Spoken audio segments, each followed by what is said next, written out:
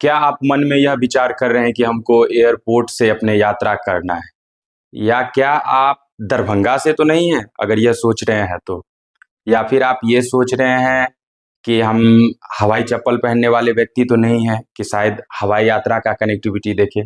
तो मैं ये कहूँगा कि आप यह सपना देखना छोड़ दें। आपका यह मन बन रहा है, तो बिल्कुल भी ऐसा मन ना बनाएँ और जैसे आप यात्रा कर रहे हैं, आप वैसे करें, हवाई यात्रा बिल्कुल ना करें। आप कहेंगे, आप सोच रहे होंगे कि मैं ऐसी बातें क्यों कर रहा हूँ? जी, मैं आपको आगे बताता हूँ। नमस्कार, मैं सुधानंदन झा, स्वागत है आपका वैदेही विचार पर। अगर आप चैनल पर पहली बार आए हैं, तो एक बार सब्सक्राइब करिए और हमें सपोर्ट कीजिए। जी, आपने सुना कि मैंने कहा कि क्यों मैं आपको सपना सपना आपको नहीं देखना चाहिए, छोड़ देनी चाहिए। क्योंकि वर्तमान में जो दरभंगा एयरपोर्ट का स्थिति है और जिस हिसाब से यात्रियों से किराया दोगुना 4 गुने ज़्यादा करके जो कंपनियां ले रही है, ये स्थिति को देखते हुए यही मन में आता है कि हम यात्रा क्यों करें। आपने देखा होगा कि 8 नवंबर 2020 को दरभंगा एयरपोर्ट की शुरुआत होती है। सरकार कहती है कि हम इस सपने और उद्देश्य के साथ एयरपोर्ट की शुरुआत कर रहे हैं ताकि यहाँ के जो हवाई चप्पल पहनने वाले लोग हैं, यानी जो गरीब परिवार है या मध्यम वर्गीय परिवार है, वो भी हवाई यात्रा का सपना देख सकता है। अगर किसी को दरभंगा से दिल्ली, मुंबई, बैंगलोर कहीं भी जाना हो, तो अब वो भी हवाई की यात्रा कर सकता है।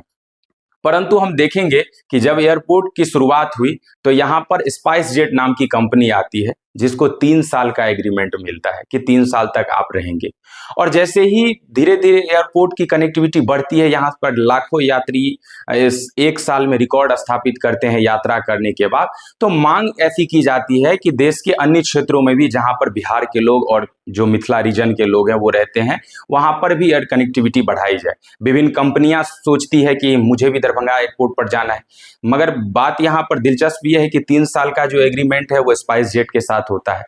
आज 2024 हम वर्ष कर रहे हैं, आप देख सकते हैं कि 3 वर्ष लगभग कब का बीत चुका है।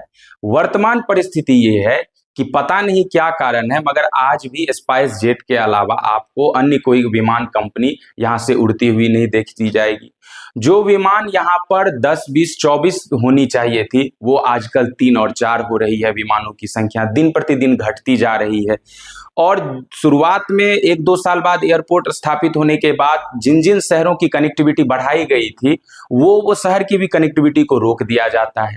आप यहाँ से बैंगलोर अगर जाना चाहते हैं, आना चाहते हैं, तो सीधा आपको फ्लाइट नहीं मिलेगा। वो 1 स्टॉप टू स्टॉपेज के माध्यम से आपको गंतव्य स्थान तक पहुंचाएगी। और इससे भी बड़ी बात कि अगर आप हवाई यात्रा का किराया देखें, तो पता चलता है कि अमीर आदमी भी टिकट खरीदने में एक बार जरूर सोचेगा कि हम इतना पेमेंट दे रहे हैं। जी, हम सही सुने आप, कि अमीर आदमी भी टिकट का जो किराया देखेगा वो सोचने पर मजबूर हो जाएगा। अगर आपको यकीन ना हो तो आप खुद भी देख सकते हैं, और मैं भी आपको कुछ फेयर दिखाने का प्रयास करता हूं कि देखिए, दरभंगा एयरपोर्ट के माध्यम से अगर आप यात्रा करना चाहते हैं, कहीं भी आना जाना चाहते हैं, तो आपको एक यात्री के रूप में कितना रुपया हर्जाना भरना पड़ेगा। ऐसे में सवाल उठता है कि सरकार जिस उद्देश्य के साथ यहाँ पर एयरपोर्ट का स्थापित की थी, क्या वो उस पर खरा उतर पा रही है? और नहीं तो आखिर क्या मजबूरी है? आखिर आपने स्पाइस जेट कंपनी के साथ आखिर ऐसी आपकी क्या डील हो गई है कि अन्य कंपनी यहाँ पर आप आने नहीं दे रहे हैं? उसकी जो फ्लाइट की संख्या है वो यहाँ पर संचालन नहीं हो रही है। और जो पहले जितना भी कम से कम 8, 10, 12 फ्लाइट संचालन होती थी, वो भी घटकर 3-4 पर रह गई है। इस दुखद स्थिति का जिम्मेवार कौन है? स्थानीय नेता या यहाँ के राजनीतिक दल? क्योंकि वो भी इसके प्रति उदासीन नजर आ रहे हैं, किन्हीं को चिंता नजर नहीं आ रही। और आप देखेंगे कि आप यात्री दरभंगा एयरपोर्ट पर पहुंचती है और पहुंचने के बाद पता चलता है कि उसका जो विमान है वो कैंसिल हो गया है, रद्द हो गया। ऐसे में हंगामे होते, हाल ही दिनों में आपने खबर देखा कि कैसे दरभंगा एयरपोर्ट पर हंगामा हो गया था। तो ऐसे में एक नागरिक होने के नाते मन में प्रश्न उठता है कि अगर इस तरीके की समस्याएं बनी हुई है ऐसे एयरपोर्ट पर, जिन्होंने सीमित संसाधन में न जाने कई रिकॉर्ड स्थापित कर दिए हैं, जो गवर्नमेंट को पार्लियामेंट में खड़ा होकर के, इससे पहले जो ex aviation minister Shri Jyotiraditya Scindia ji, उन्होंने पार्लियामेंट में खड़े होकर कहा था कि दरभंगा एयरपोर्ट उड़ान स्कीम योजना के तहत एक उदाहरण बन गया है।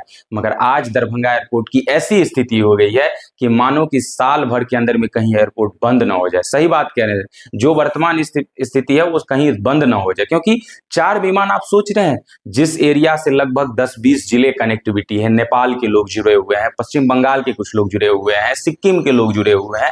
इस इतने बड़े एरिया क्षेत्र वाले में 4 केवल विमानों की संख्या, उसका भी कोई ठिकाना नहीं है कि वो 4 सही से संचालित हो पाए।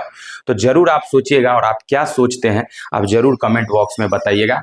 क्या आपके क्षेत्र में भी एयरपोर्ट पर ऐसी ही स्थिति है? क्या आपके क्षेत्र के एयरपोर्ट का भी जो किराया है यात्रियों से कुछ इसी प्रकार से वसूला जा रहा है?